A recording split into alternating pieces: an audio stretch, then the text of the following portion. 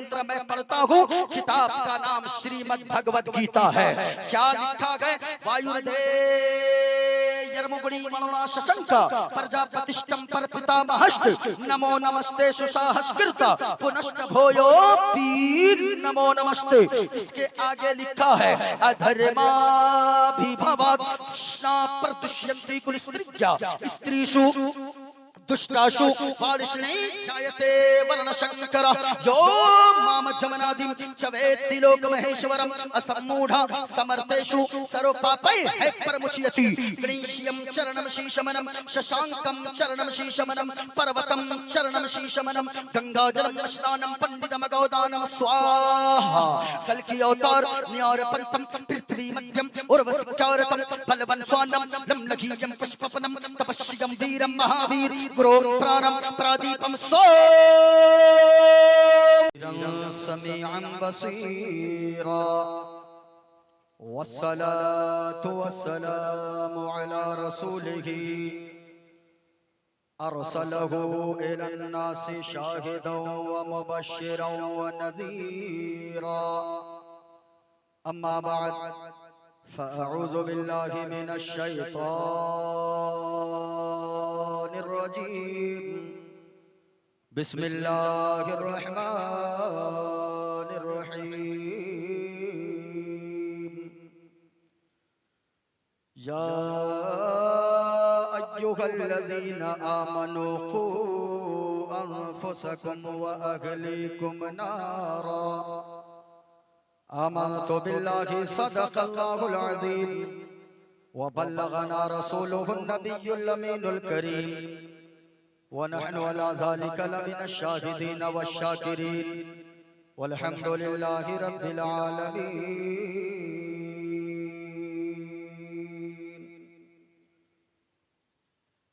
मुअज़्ज़ज़ सामईन किराम, आवाज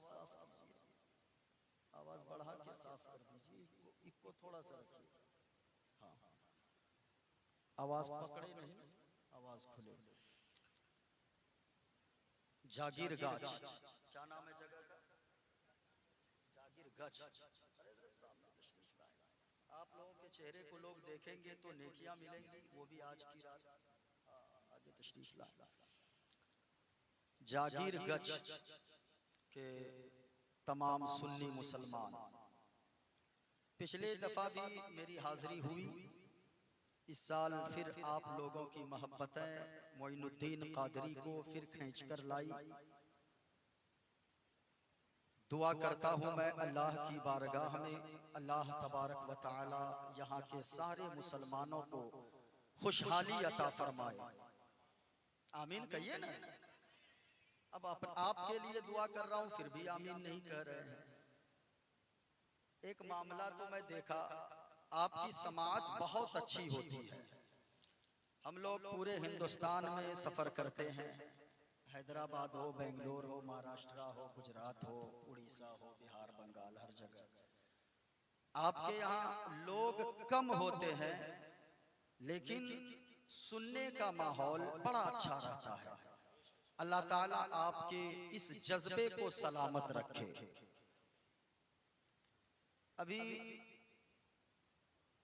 क्या नाम था उनका, मौलाना यूनुस साहब, बड़ी मेहनत से बेचारे कब्रिस्तान के लिए हो या जलसे के लिए हो, वो आप लोगों से बोल रहे थे, लेकिन आप लोग हैं कि हिलने को तैयार नहीं है। 25 का गुटखा दिन भर में खा लेंगे, 100 रुपए की चाय तो पी लेंगे। चाय की दुकान वहीं ज्यादा चलती है जहां मुसलमानों की आबादी होती है। क्यों? सबसे ज्यादा चाय नोश और गुटखा खोर अगर कोई है तो वो मुसलमानों के बच्चे हैं। हालांकि होना ये चाहिए, जो सखी होता है ना, उनको बोलना नहीं पड़ता है। मैंने सूफिया की किताबों में एक हिकायत पढ़ी थी। एक बादशाह था, बादशाह बड़ा दिलदार था, बड़ा खुले दिल का था। खुला दिल समझते हैं ना, बड़े खुले हाथ का था, दिल बहुत बड़ा था, बड़ा अच्छा था। एक मछली बेचने वाला आया, मछली समझ रहे हैं ना, क्या बोलते हैं, माछ, जो हो समझ लीजिएगा। तो माछ बेचने वाला आया तो बादशाह ने कहा, ए बाबू इधर आओ, मछली बेच रहा है, माछ बेच रहा है। तो जी हुजूर, जी जी बादशाह। कहा कि दे दो 1 केजी, 1 किलो दिया। बादशाह कोई, अब बादशाह से कैसे वो पैसे मांगे। बादशाह बड़ा खुश हुआ, 1 किलो मछली लिया, मछली पसंद आ गई। उसने 200 दिरहम, दिरहम 1 दिरहम कहते हैं 1 चांदी के सिक्का को। 1 दिरहम कितना हुआ, 1 चांदी का सिक्का। 200 दिरहम 200 चांदी का सिक्का।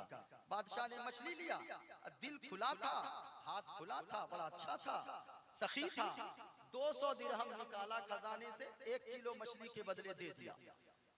बगल में उसकी बीवी खड़ी थी। बीवी समझते हैं ना, स्त्री।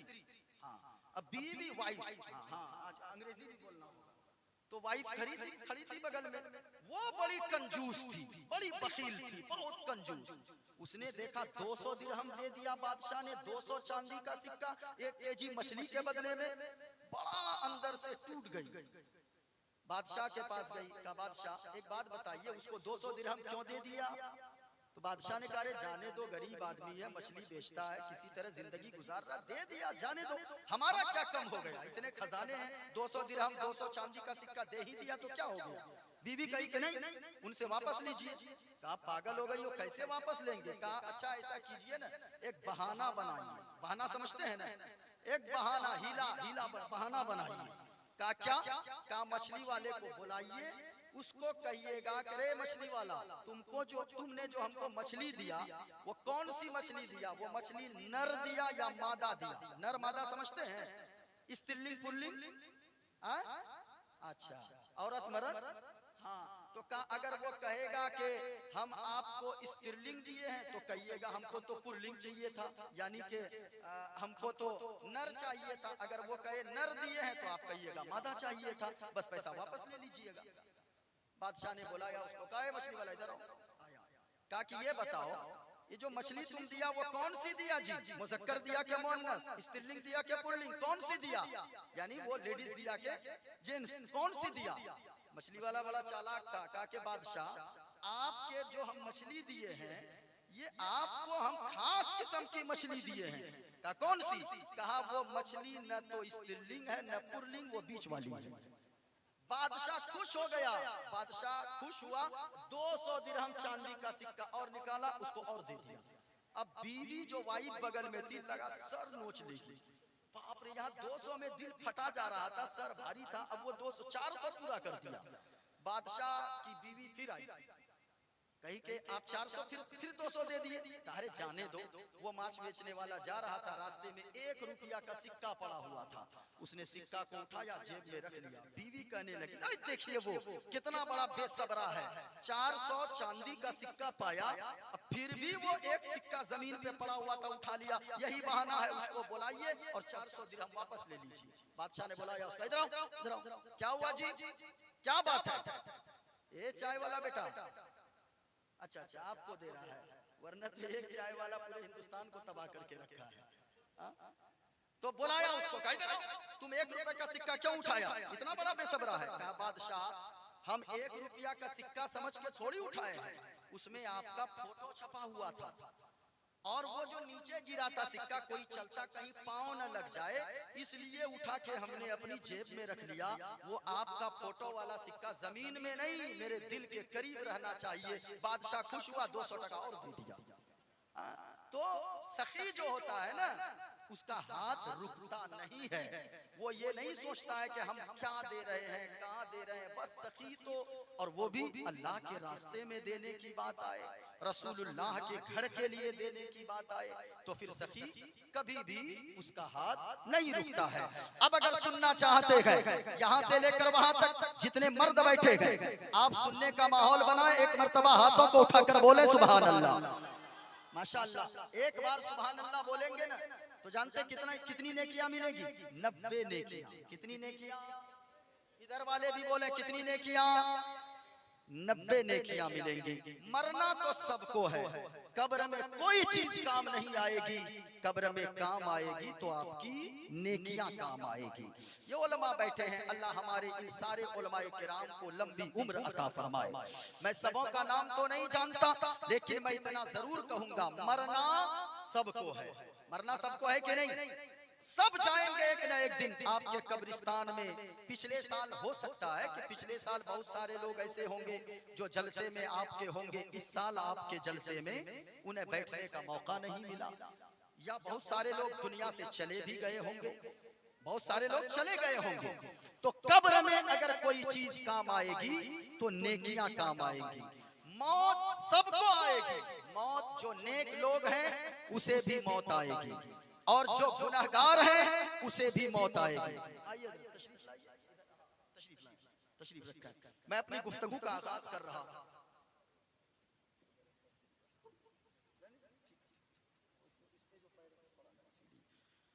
मौत सबको आएगी, गुनहगार है वो भी मरेगा, नेकोकार है वो भी मरेंगे। मौत सबको आनी है, लेकिन एक बात याद रखिएगा, गुनहगार को जो मौत आती है वो अलग तरीके से आती है। नेकोकार को मौत आती है, उसे मौत के वक्त कुछ भी तकलीफ नहीं होती है, रूह निकल जाती है जिस्म से, उसे पता भी नहीं चलता है। लेकिन जब गुनहगार मरता है तो मुस्तफा फरमाते हैं, सहाबी रसूल हजरत अमर बिन आस बयान फरमाते हैं, रावी इस हदीस के, वो फरमाते हैं जब गुनहगार को मौत आती है, यानी कोई बेनमाजी है जब उसे मौत आती है, कोई रमजान का फर्ज रोजा नहीं रखता है जब उसे मौत आती है, कोई अगर शराब पीने वाला हो उसे जब मौत आती है, कोई जुआ खेलने वाला हो उसे जब मौत आती है, कोई सूद खाने वाला हो उसे जब मौत आती है, कोई हराम खाने वाला हो उसे जब मौत आती है तो उसे बड़ी सख्त मौत आती है। मुस्तफा फरमाते हैं कि जब गुनहगार को मौत आती है तो मौत के वक्त उसे इतनी प्यास लगती है, इतनी प्यास लगती है, अगर 7 समंदर का पानी भी उसके हलक में डाल दिया जाए तो 7 समंदर का पानी भी उसकी प्यास को नहीं बुझा सकती है। गुनहगार को जब मौत आती है, बेनमाजी को जब मौत आती है तो इतनी भयानक मौत आती है, इतनी तकलीफ होती है कि जब वो सांस लेता है तो ऐसा लगता है वो नाक के सुराख से सांस नहीं ले रहा है, बल्कि सुई के नाके के बराबर हिस्से से वो सांस ले रहा है, उसे इतनी तकलीफ होती है। अल्लाह के पैगंबर, अल्लाह के कलीम हजरत मूसा अलैहिस्सलाम फरमाते हैं, सुन लीजिए गौर से, हजरत मूसा अलैहिस्सलाम फरमाते हैं, जिंदा बकरी को, गुनहगार को जब मौत आती है तो कितनी तकलीफ होती है।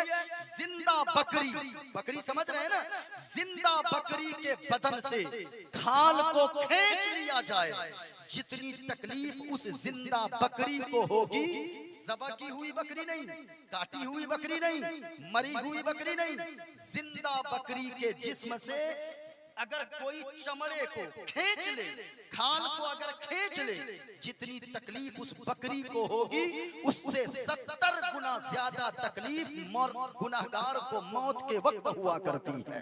अल्लाह अकबर। इसलिए मेरे भाइयों, मेरी बहनों, यहाँ जितने लोग हाजिर आए गए, मरना तो सबको गए, हमें भी एक न एक दिन दुनिया से जाना गए। कौन किस वक्त दुनिया से चला जाए कोई गारंटी नहीं गए, कोई बच्चा पैदा होते ही चला जाता गए। अभी जवानी में कितने लोग दुनिया से चले गए, आपके यहाँ जितने उलमा तशरीफ फरमा गए ये बखूबी जानते गए। आपके यहाँ कितने खुतबा अपने हिंदुस्तान में तकरीर करते करते दुनिया से चले गए, कोई जलसा से घर जाते जाते चला गया। लेकिन याद रखिएगा लोगों, मौत तो आकर रहेगी, गुनहगार भी मरेगा, नेकोकार भी मरेंगे, लेकिन याद रखिएगा मौत तो सबको आएगी।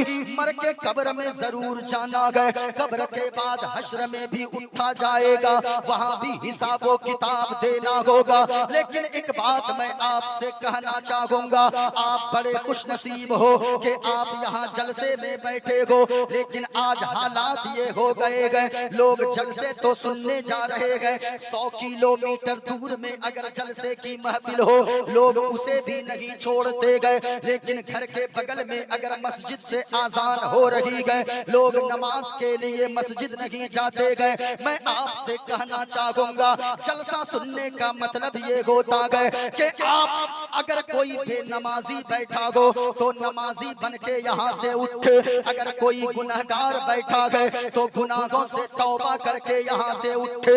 मैं जलसों में जाने का मुखालिफ नहीं हो, आपसे मैं कहूँगा लोगों आप जलसों में जरूर जाया करो।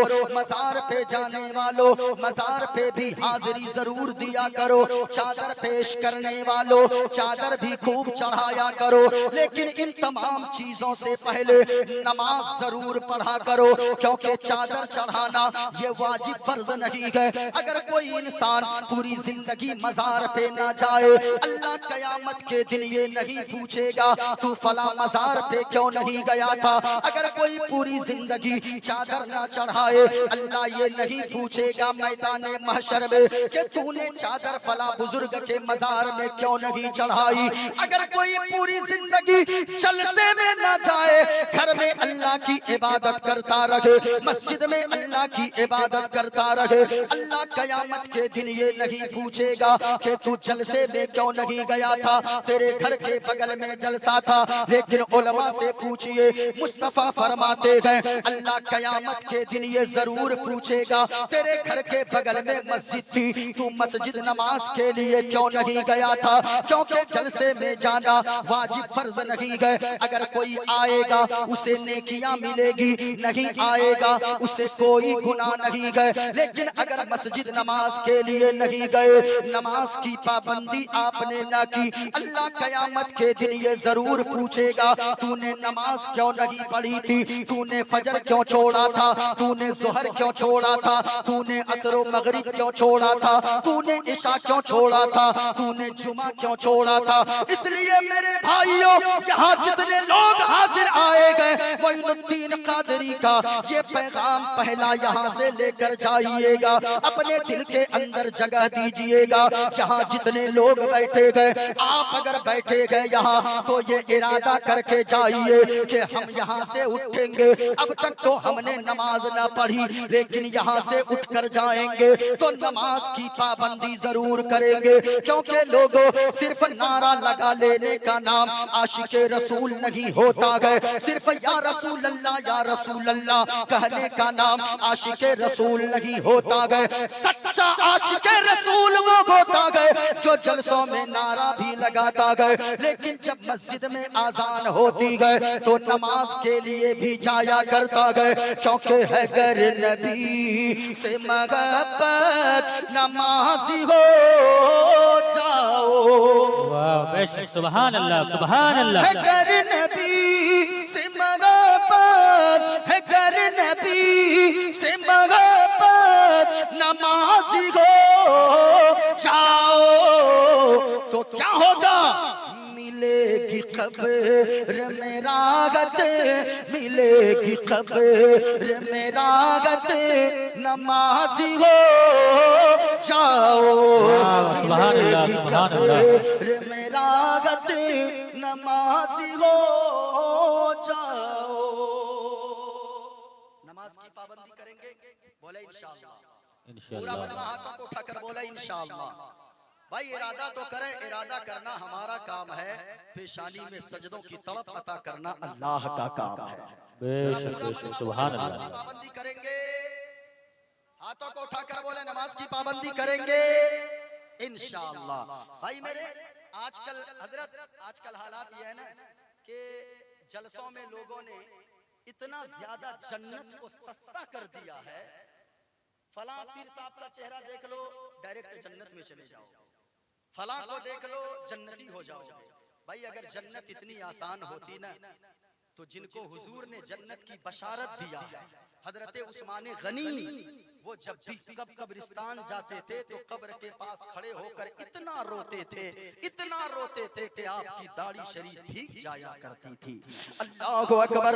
लेकिन हम हैं लोगों के आज नमाज की पाबंदी नहीं कर रहे गए, फिर भी हम जन्नती अपने आप को समझ रहे गए। हम रोजा नहीं रखते गए, फिर भी हम समझते हैं कि जन्नती गए। याद रखिएगा, जन्नत तो मोमिन ही के लिए गए, लेकिन अगर कोई एक वक्त की नमाज छोड़ेगा अल्लाह सैकड़ों साल उसे जहन्नम की आग में जलाएगा। इसलिए मेरे भाइयों, यहाँ से उठ के जाओ, नमाज की पाबंदी जरूर किया करो। नमाज अगर आप पढ़ोगे तो क्या मिलेगा? आज हालात ये हो गए हैं, लोग तावीज लेने तो दौड़ रहे हैं, लेकिन घर में सारे लोग बेनमाजी पड़े गए। याद रखिएगा, अगर आप रिज़्क में बरकत चाहते हो तो नमाज की पाबंदी करो, अल्लाह रोजी में बरकत अता फरमा देगा। अगर आप अपने कारोबार में बरकत चाहते हो, नमाज की पाबंदी करो, अल्लाह कारोबार में बरकत अता फरमा देगा। और अगर आपने नमाजें न पढ़ी तो मुस्तफा फरमाते गए, जो बेनमाजी होता गए, जो नमाज नहीं पढ़ता गए, अल्लाह उस बेनमाजी की रोजी से बरकत को उठा लेता गए। जो नमाज नहीं पढ़ता गए, अल्लाह ताला उस बेनमाजी की उम्र को घटा देता गए। जो नमाज नहीं पढ़ता गए, अल्लाह उसकी औलाद को नाफरमान बना देता गए। इसलिए अगर आप चाहते हो कि आपकी औलाद आपकी बातें सुने, आपकी फरमा बरदारी करे, अल्लाह आपकी रोजी में बरकत दे, अल्लाह आपकी उम्र को लंबी फरमा दे, तो कुछ करो या ना करो, नमाज की पाबंदी कर लो। अल्लाह ताला रोजी में भी उम्र में भी बरकतें अता फरमा देगा। सुभान अल्लाह, सुभान अल्लाह। और एक शेर सुनिएगा, एक शेर, फिर इंशाअल्लाह मैं इरशाद अता हमें कहा गया कमेटी वालों की तरफ से इस बार आपको मंत्र भी पढ़ना है। हम का ऐसे ही पढ़ेंगे ना कि बीच में अगर कोई उठ के गया तो फिर याद रखिएगा हम घेर देंगे चारों तरफ। हाँ, ये सेक्रेटरी साहब हैं। हाँ, अल्लाह सलामत रखे। मैं उलमाए किराम का नाम नहीं जानता, जितने हैं अल्लाह सबों को सलामत रखे। एक शेर और सुनिएगा, पढ़ दूं? इजाजत है? अरे बोलो इजाजत है? जरा हाथों को उठाकर बोलिए सुभान अल्लाह। माशाअल्लाह, माशाअल्लाह। सुनने के बस यही महफिल हमें चाहिए भाई। 50,000 का मजमा होता है और अगर लोग सुनने वाले ना हो तो फजूल है वो मजमा, है ना। लेकिन ऐसी महफिल में बोलने में भी मजा आता है। तकरीर आप सुनो इंशाअल्लाह, उस तकरीर को आपने 1 साल याद रखा है, इस तकरीर को कई बरसों तक याद रखेंगे इंशाअल्लाह। एक शेर और सुनिए, अजान सुनने के जो कामों, अजान सुनने के जो कामों को बंद करते हैं। इधर आजान हो रही है, मस्जिद के मीनारों से आजान की आवाज आती रहती है। ये हमारे नौजवानों के मोबाइल की स्क्रीनें बंद नहीं होती गए, इधर आजान होती रहती है। लोग गपशप में लगे रहते गए, इधर आजान होती रहती है। कोई नौजवान क्रिकेट में लगा रहता है, इधर आजान होती रहती है। कोई गेम खेलने में लगा रहता है, इधर आजान होती रहती है। कोई खेल कूद में लगा रहता है। माँ बहनों, मैं आपसे भी कहूँगा, इधर आजान होती रहती है। अगर तुम झाड़ू लगा रही हो तो तुम थोड़ी देर भी नहीं रुकती हो, आटा गोंदती हो, तुम भी गपशप में लगी रहती हो, आजान की आवाज को सुनती हो, लेकिन सारे काम काज चालू रहते गए। याद रखिएगा, हदीस में आया गए, अगर कोई आजान के वक्त काम काज में या बातचीत में लगा रहता है, आजान के वक्त अगर कोई आजान का जवाब नहीं देता गए, आजान की अगर बेहुरमती करता गए, हदीस में आया गए वो मरेगा। हो सकता है अल्लाह कहीं मरने से पहले उसके ईमान को छीन न ले, यानी उसके ईमान के छिन जाने का खतरा गए। इसलिए मेरे भाइयों और मेरी बहनों, यहाँ जितने लोग आए हो, याद करके जाओ, आज तक आपने जो किया, कल से जैसे ही आजान को सुनना, फजर ही से ये काम को पे लग जाना, आजान की आवाज को सुनना। अगर बातचीत में लगे हो तो थोड़ी देर बातचीत को बंद कर देना। अगर खेल कूद में लगे हो थोड़ी देर खेल कूद को बंद कर देना। अगर काम काज में लगे हो, मोबाइल में लगे हो, थोड़ी देर मोबाइल की स्क्रीनों को बंद कर देना। अगर टीवी चल रही है, टीवी के स्क्रीनों को बंद कर देना। माँ बहनों, अगर तुम झाड़ू लगा रही हो, आजान की आवाज को सुनना तो थोड़ी देर रुक जाना। अगर आटा गूंद रही हो थोड़ी देर रुक जाना। अगर बिस्तर लगा रही हो थोड़ी देर रुक जाना। पहले आजान का जवाब दे देना। अगर आजान की का एहतराम करोगे तो क्या होगा? आजान सुने के जो कामों, आजान सुने के जो कामों को बर्द करते हैं, उसे पुकारेगी जन्नत, नमाजी हो जाओ। उसे पुकारेगी जन्नत, नमाजी हो जाओ। ये दूसरा पैगाम था। अजान की बेहुरमती तो नहीं करेंगे? अरे बोलिए ना भाई, आजान का एहतराम करेंगे? ऊंचा बोले, आजान का एहतराम करेंगे? हाथों को उठा कर एक बार बोलो सुभान अल्लाह, माशाअल्लाह। आजान का एहतराम कीजिए। आजान का जो एहतराम नहीं करता है तो कहा गया है, हो सकता है वो मरेगा तो कहीं मरने से पहले अल्लाह उसके ईमान को कहीं छीन न ले। ईमान से बढ़ के दौलत हमारे और आपके पास क्या है? आप खुशनसीब हैं, हम खुशनसीब हैं कि जो दौलत अंबानी के पास नहीं है, जो दौलत अडानी के पास नहीं है, वो हम जैसे छोटे लोगों को अल्लाह ने अता फरमा दिया है। ईमान से बड़ी दौलत कोई नहीं है। ईमान अगर नहीं है तो कुछ भी नहीं है। इसलिए मेरे भाइयों, आज का ये जलसा है, जलसा सीरत मुस्तफा मोइनुद्दीन कादरी अब गुफ्तगू का आगाज कर रहा है। अगर एक बात पे आपने अमल कर लिया तो याद रखिएगा, जब तक दुनिया में जिंदा रहेंगे, याद रखिएगा, ईमानदार बनकर अगर जिंदा रहेंगे, इंशाअल्लाह मरने के बाद जन्नत का हकदार हो जाएंगे। सुभान अल्लाह, सुभान अल्लाह। बेशक मैं आपसे कहूंगा, जितने लोग बैठे हैं, जो बातें मैं बताता जाऊं उस पे अमल करें, वरना तो फिर बैठने से आपका कोई फायदा नहीं है। जलसा सुनने का मकसद ही यही होता है, जो कमी हमारे अंदर है वो कमी दूर हो जाए।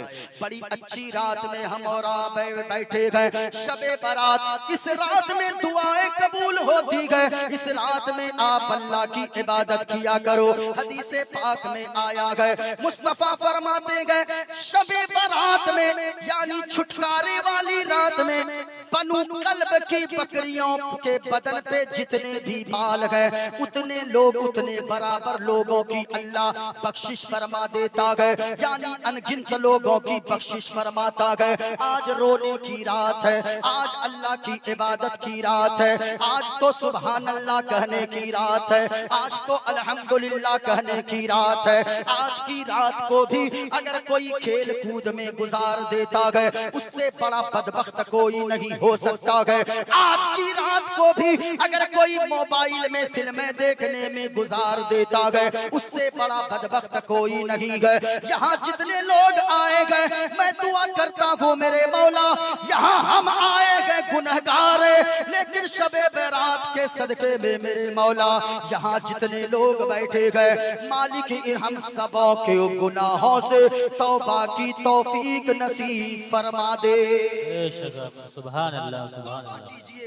अब जरा सुनिएगा, जैसा हुक्म है, लेकिन याद रखिएगा, हुक्म के मुताबिक मैं नहीं बोल रहा हूँ। मैं इसलिए बोल रहा हूँ, यहाँ जितने लोग बैठे हैं, सारे लोग ये समझ जाएं कि हुजूर की सीरत क्या है, हुजूर का पैगाम क्या है, मजहब इस्लाम का पैगाम क्या है। आज जो चारों तरफ लोग उंगलियां उठाते हैं और कहते हैं कि इस्लाम आतंकवाद सिखाता है, इस्लाम तो आतंकवाद का पाठ पढ़ाता है, सीरत मुस्तफा कॉन्फ्रेंस से आप पैगाम लेकर जाओ। अरे हुजूर की जीवनी को जो भी पढ़ेगा, हुजूर की सीरत को जो भी सुनेगा, अल्लाह की कसम कहता हूँ वो कलमा पढ़कर मुस्तफा का गुलाम बन जाएगा। लेकिन शर्त है कि उसे पढ़ना होगा। आज हालात ये हैं, किसी शराबी को देखकर लोग इस्लाम समझना चाहते हैं, किसी जुआरी को देखकर लोग इस्लाम समझना चाहते हैं। मैं ऐसे लोगों से कहूंगा, अगर तुम्हें इस्लाम समझना है तो फिर तुम किसी शराबी, जुआरी, गैड़ी, भंगेड़ी को देखकर इस्लाम को मत समझो, बल्कि हुजूर की सीरत, मुस्तफा की सीरत को सुनते जाओ, तुम्हें इस्लाम समझ में आता जाएगा। आइए एक मंत्र मैं सुनाता हूँ। मेरे हाथ में एक किताब है, किताब का नाम है श्रीमद् भगवत गीता मानी जाती है।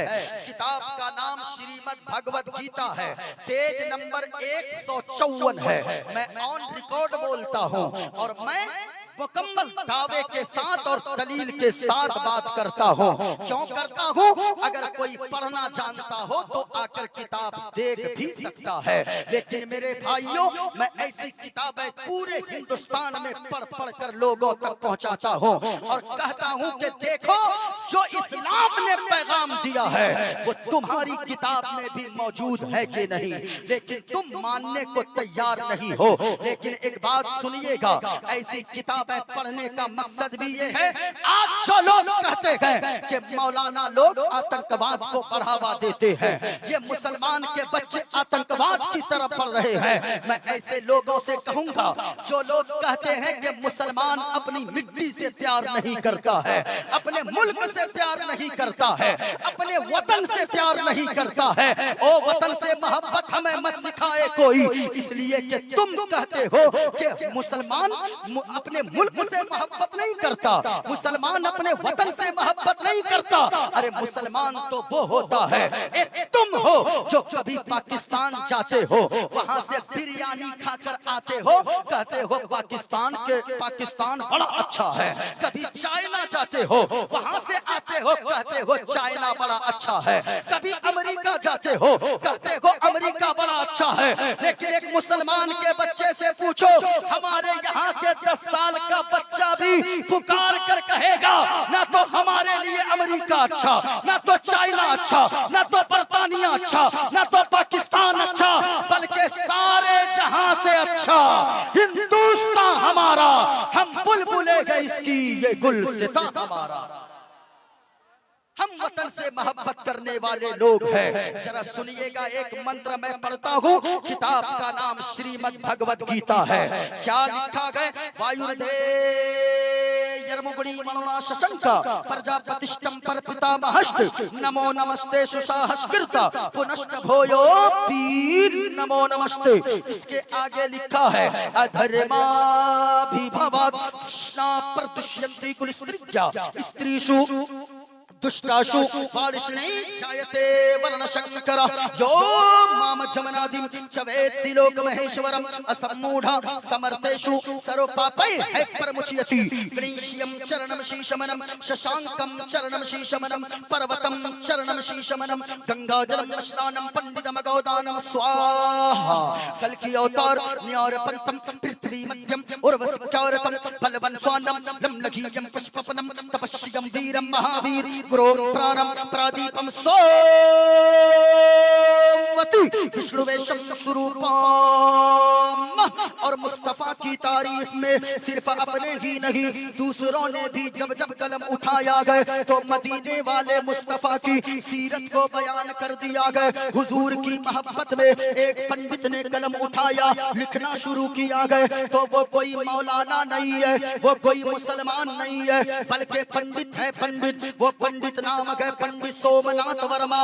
वो पंडित जब चलता गए, एक हाथ में त्रिशूल रखता गए, एक हाथ में छोटा सा लोटा रखता गए, माथे पे चंदन का टीका लगाता गए। वो पंडित जब चलता गए कुछ और बोलता गए, लेकिन जब कलम उठाता गए, जबान खोलता गए, तो फिर मुस्तफा मुस्तफा कहता गए। और वो कहता गए, लोगों शरणय गुरु मगा सुख सागर अत्यचार मगा शुभ सागर चरणन है गुरु नाम उजागर कृपा करोगे शुभ नाम सुख सागर गुरु हर कृपा मनोगर पावे अत्यचार मगा सुख पावे।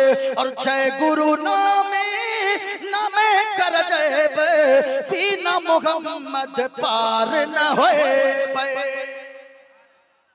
ये पंडित ने कहा। अच्छा अब ज्यादा पढ़ूंगा लोग समझेंगे क्या बोला है देर रात में मौलाना के पंडित।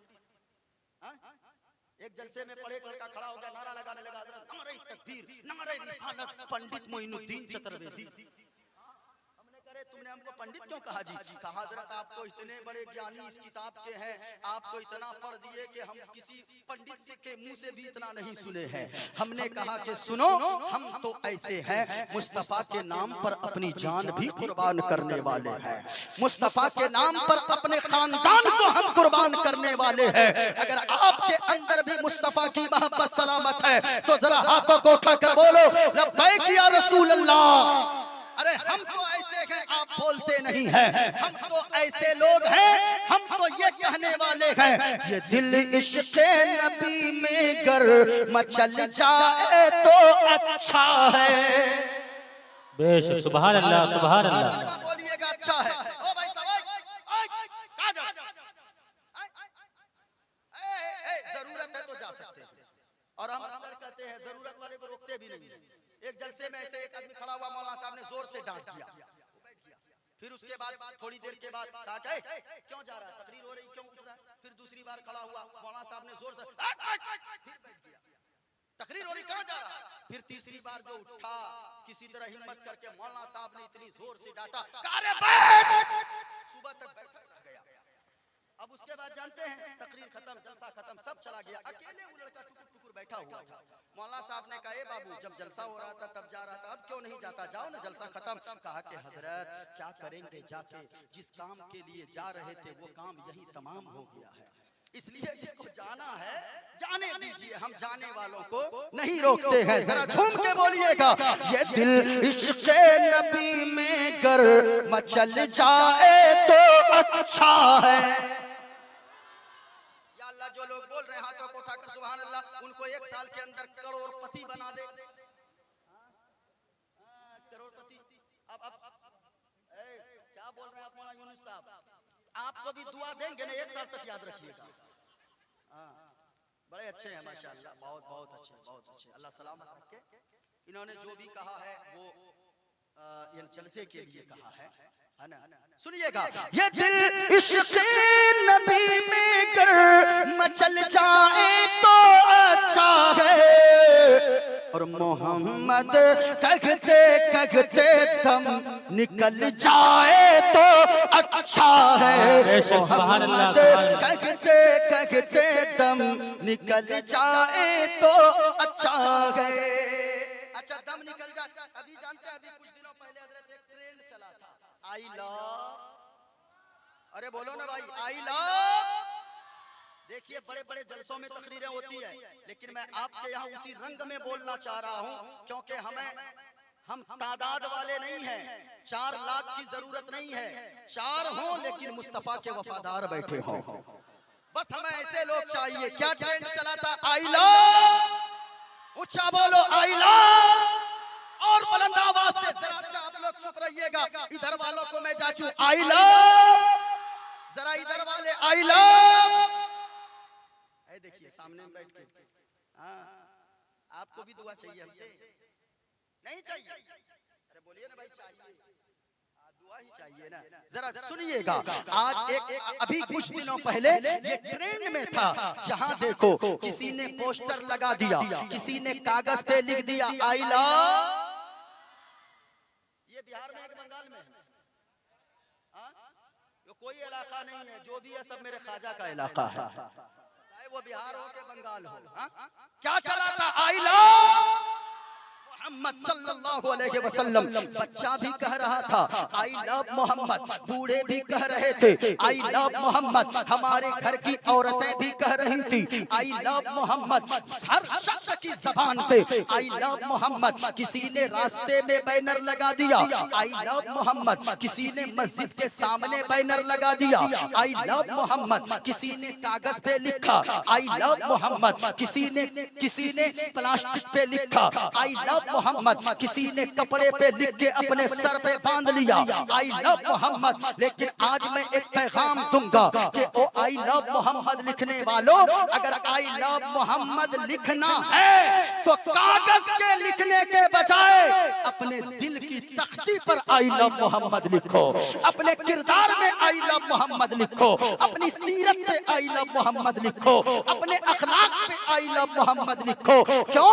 इसलिए कि अगर कागज पे आई लव मोहम्मद लिखोगे, कोई मनचला आएगा, कोई शातिर मिजाज आएगा, वो आई लव मोहम्मद के कागज को फाड़ सकता है। अगर बैनर पे सिर्फ आई लव मोहम्मद लिखोगे तो उसे कोई फाड़ सकता है। अगर दीवार पे आई लव मोहम्मद लिखोगे उसे तो कोई हटा सकता है। अगर पोस्टर पे आई लव मोहम्मद लिखोगे उसे तो कोई फाड़ सकता है। लेकिन अगर दिल की तख्ती पे आई लव मोहम्मद लिखना जिस दिन से शुरू कर दिया, तो अल्लाह की कसम खाकर कहता हूँ, दुनिया में किसी माँ ने ऐसे लाल को जन्म नहीं दिया है जो मुसलमानों के गुर्दे को निकाल सके, जो मुसलमानों के दिल को फाड़ सके।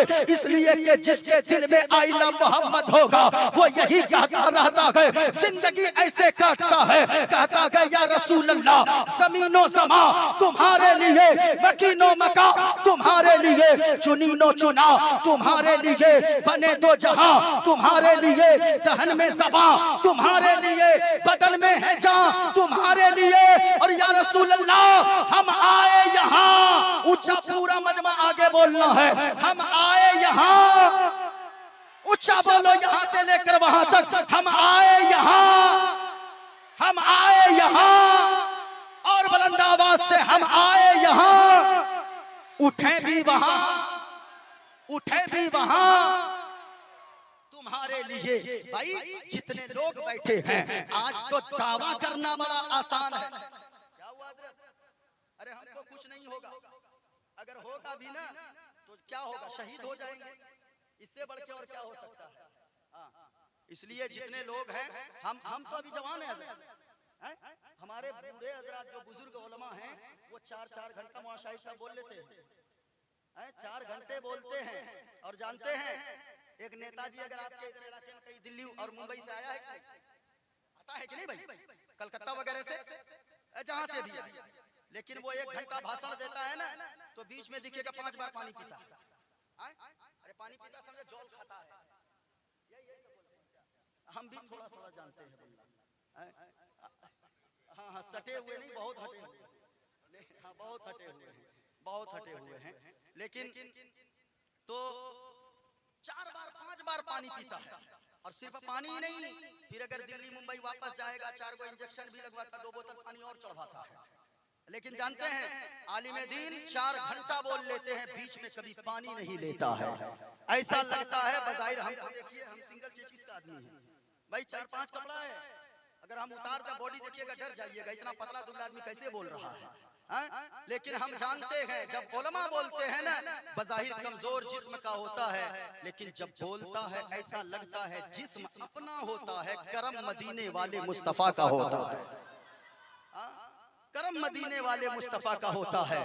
तो क्या कह रहे थे सारे लोग, आई लव, और बुलंद आवाज से बोलो, पूरी दुनिया को पता चल जाए कि मुसलमान का बच्चा बच्चा भी जब आवाज उठाने पे आता है तो वो चारों तरफ यही कहता हुआ नजर आता है, ये इस्लाम सीना पसीना न होता, खुदाई का ऐसा करीना न होता, और ज़मीं आसमां चांद सूरज सितारे मोहम्मद न होते तो कुछ भी न होता, मोहम्मद न होते तो कुछ भी न होता। चारों तरफ पूरे हिंदुस्तान में, बाहर भी एक ट्रेंड चला था, आई लव मोहम्मद। लेकिन मैं यहाँ से कहना चाहूंगा, आई लव मोहम्मद कागज पे लिखने के बजाय दिल की तख्ती पर लिखो, तब कमाल की बात है। आई लव मोहम्मद पोस्टर पे लिखने के बजाय अपने दिल के अंदर आई लव मोहम्मद लिखो, तब कमाल है। क्यों? इसलिए कि जिसके दिल में आई लव मोहम्मद होगा वो कभी शराब नहीं पी सकता है, जिसके दिल में आई लव मोहम्मद होगा वो कभी बेनमाजी नहीं हो सकता है, जिसके दिल में आई लव मोहम्मद होगा वो कभी हराम नहीं खा सकता है, जिसके दिल में आई लव मोहम्मद होगा वो कभी दूसरों का हक मार के नहीं खा सकता है। यहाँ तो हालात ये गए हजरत कि अपने दूसरों के तो दूसरों के, लोग अपने बच्चों में भी इंसाफ नहीं करते। करते हैं। यानी बेटा है उसको दिन में 10 बार चूमेगा आदमी, लेकिन अगर बेटी पैदा हो जाए तो इंसान की नाक चढ़ जाती है। बेटी का हक मारने वालों, हमने तो यहाँ तक देखा है, बेटी अगर 1 डिसमिल जमीन मांग ली कि हमें 1 शतक जमीन दे दीजिए अब्बा जी, तो बाप भी गुस्सा होता है, भाई भी गुस्सा करके बैठ जाता है। क्या वो बाप की औलाद नहीं है? क्या वो माँ की औलाद नहीं है? औलाद है तो जो शरीयत ने हक मुतय्यन किया है, वो अगर कोई बाप अपनी बेटी को नहीं देगा तो वो हुकूकुल इबाद में गिरफ्तार होगा। इसलिए मैं कहना चाहूंगा, हालात ये हो गए हैं आज कि बहुत सारे लोग ऐसे हैं, हमने तो यहाँ तक सुना है ओ बेटियों से बेटों से सिर्फ प्यार करने वालों, बेटियों से भी प्यार किया करो। क्यों? ये अल्लाह ने फरमाया है वलैसा ज़करु कल उन्सा, बेटा बेटी की तरह नहीं हो सकता है। अल्लाह ने ये नहीं फरमाया कि बेटी बेटा की तरह नहीं, अल्लाह ने फरमाया बेटा बेटी की तरह कभी नहीं हो सकता है। क्यों नहीं हो सकता है? इसलिए नहीं हो सकता है कि हमने तो बहुत सारे लोगों के जनाजे को रुकते देखा है, बहुत सारे बेटों को ये कहते सुना है, खबरदार मोहल्ले वालों, मेरे बाप का जनाजा उस वक्त तक नहीं उठेगा जब तक के जमीन का बंटवारा ना हो जाए, जब तक के गाड़ी का बंटवारा ना हो जाए। जरा गौर से सुनिएगा मेरी बातों को, अगर सुन रहे हैं पूरा मजमा यहाँ से लेकर वहां तक जो मर्द बैठे हैं, एक बार हाथों को उठाकर बोलो सुभान अल्लाह और प्यार से बोले या रसूल अल्लाह। सुनिएगा, हमने तो ये देखा है हज़रत, ये देखा है कि बेटा रोक देता है बाप के जनाजे को, खबरदार अभी जनाजा नहीं उठेगा जब तक मकान का बंटवारा ना हो जाए, जब तक के जमीन का बंटवारा ना हो जाए। लेकिन मेरे भाइयों, सच सच बताना, क्या किसी बेटी को भी बाप माँ के जनाजे को रोकते देखा गया? कभी नहीं देखा होगा। हम तो बस खुले आम बात कहते हैं, अगर किसी शख्स का इंतकाल हो जाए, अगर किसी औरत का इंतकाल हो जाए और रोने की आवाज अगर घर से आ रही है तो समझ जाना कि अल्लाह ने इसे बेटी जैसी रहमत अता फरमाया है। और अगर अल्लाह ने अगर उसके घर से रोने की आवाज न निकले तो समझ जाना कि अल्लाह ने बेटी जैसी रहमत से इसे मायूस कर दिया है। क्योंकि बेटियां तो इज्जत हुआ करती है, बेटियां तो गुरूर हुआ करती है। हमने तो एक अखबार में पढ़ा था कि लखनऊ कानपुर इलाके में, जरा सुनिएगा, एक ऐसा शख्स था जिसकी बेटी ने 1 कट्ठा जमीन मांगा था। कट्ठा समझते? कट्ठा बोला जाता है ना? नहीं, इसलिए पूछ लेता हूँ भाई, बिहार बंगाल में कहीं कुछ अलग अलग बोला जाता है। 1 कट्ठा जमीन बेटी ने मांग लिया, बाप इतना नाराज हो गया, इतना नाराज हो गया, इतना नाराज हो गया कि 10 साल गुजर गए लेकिन अपनी बेटी के दरवाजे पर कदम नहीं रखा। बेटी तो बेटी होती गए, बच्चे उनके पूछते थे अम्मी तू ईद के दिन कपड़ा क्यों नहीं पहनती है नया? तो अम्मी कहती थी ओ मेरे बेटो, ओ मेरी बेटियों, मैं इसलिए नहीं पहनती हूँ, जिस दिन तेरा नाना मेरे दरवाजे पर आ जाए उसी दिन से तेरी मां नए कपड़ा पहनना शुरू कर देगी। अल्लाह अकबर। 1 कट्ठा जमीन मांगा गए, 10 साल तक वो बाप अपनी बेटी के दरवाजे पर कदम नहीं रखा। मैं बहुत सारे भाइयों को भी मैंने देखा गए, अगर बहन हक मांग ले, अपना हिस्सा मांग ले तो फिर ये इनकी नाक चढ़ जाती है, ये भी नाराज हो जाता है। खुदारा ऐसा ना किया करो। वो बेटी 1 कट्ठा जमीन मांगी, बाप इतना नाराज हो गया, इतना नाराज हो गया कि 10 साल हो गए बेटी के दरवाजे पर कदम रखना छोड़ दिया।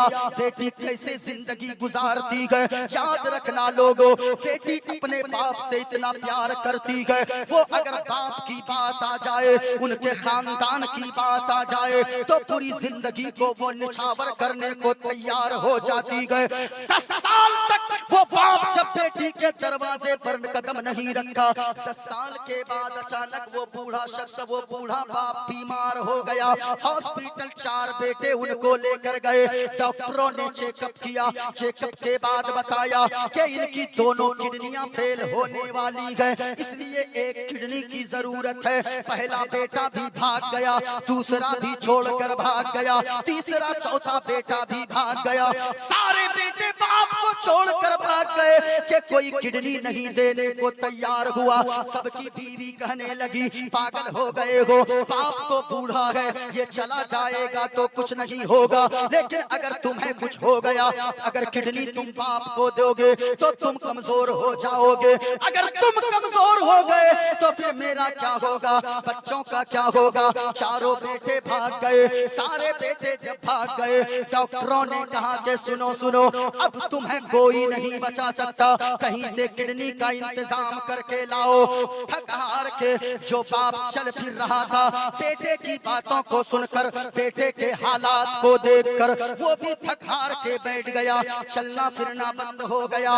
ये खबर हॉस्पिटल से निकली, मोहल्ले में पहुंची, मोहल्ले से निकली गांव में पहुंची, गांव से निकली शहर में पहुंची। पहुंचते पहुंचते खबर जाते जाते उसकी उसी दुखियारी बेटी के पास खबर पहुंचती गई, जिस बेटी के दरवाजे पे 10 साल हो गए उसने कदम नहीं रखा था। उसकी बेटी को जब पता चला, वही बेटी जो 1 कट्ठा जमीन मांगी थी, बाप इतना नाराज हो गया कि 10 साल तक बेटी के दरवाजे पर कदम नहीं रखा।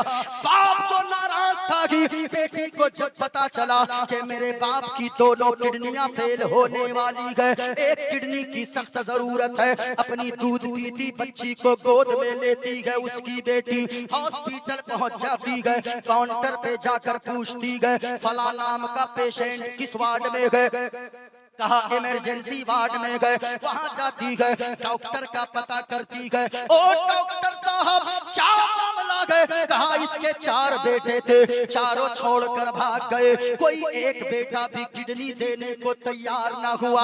ये अपनी बच्ची को गोद से जमीन पे रखती है और बेटी कहती है डॉक्टर साहब अगर इनके 4 बेटों ने किडनी ना दिया तो क्या हो गया, उनकी बेटी तो अभी जिंदा है, उसकी बेटी मरी तो नहीं गए। आप मेरा ऑपरेशन कीजिए, मेरी किडनी एक निकाल कर मेरे बाप के गुर्दे में फिट कर दीजिए। सुभान अल्लाह। नारे रिसालत, सरजमीने जागिरगत, मुफ्ती मोइनुद्दीन साहब चतुर्वेदी। डॉक्टर ने ऑपरेशन किया, डॉक्टर ने ऑपरेशन किया। गौर से सुनिएगा, सुन रहे हैं आप, जरा हाथों को उठाकर बोलो सुभान अल्लाह और प्यार से बोलो या रसूल अल्लाह। सुनिएगा, डॉक्टर ने ऑपरेशन किया, लड़की के अंदर से एक किडनी निकाला, उसके बाप के इसमें फिट कर दिया। 8 दिन के बाद लड़की सही होके घर जाने लगी उसकी बेटी। डॉक्टर ने कहा ओ बेटी इधर सुन, अगर वो बूढ़ा इंसान पूछने लगेगा तेरा बाप तो मैं क्या बताऊंगा, सुनिएगा क्या बताऊंगा। बेटी कहने लगी डॉक्टर साहब एक खत मैं लिख कर देती हूँ, एक कागज में मैं आपको कुछ लिख कर देती हूँ, मेरे बाप से मेरा नाम मत बताइयो, मेरा नाम मत बताना, अगर वो अपने से पूछे तो फिर ये कागज उनके हवाले कर देना। जैसे ही बूढ़ा सही हुआ, उनके बेटे हाजिर हो गए, अब्बा जी मेरे घर चलो, अब्बा जी मेरे घर चलिए, अब्बा जी मेरे घर चलिए, पिताजी मेरे घर चलिए। अल्लाह अल्लाह, बाप तो गुस्से में था, कहा नालाई को हट जाओ, सबसे पहले मुझे उस डॉक्टर का शुक्रिया अदा करना है जिस डॉक्टर के जरिए अल्लाह ने मुझे जिंदगी नई अता फरमा दिया है। डॉक्टर के पास पहुंचा, कहा डॉक्टर साहब आपका मैं शुक्रिया अदा करने आया हूँ। डॉक्टर ने कहा कि एक बुजुर्ग इंसान, ओ बूढ़ा इंसान, अरे अगर शुक्रिया अदा करना है तो मेरा शुक्रिया अदा ना करो, उस लड़की का शुक्रिया अदा करो जो बगैर किसी फायदे के अपनी एक कीमती किडनी देकर आपके लिए चली गई है। कहा वो कौन थी, कहा कि मैं तो नहीं जानता, लेकिन जाते जाते उसने एक खत देकर गया है, वो एक खत देकर गई है।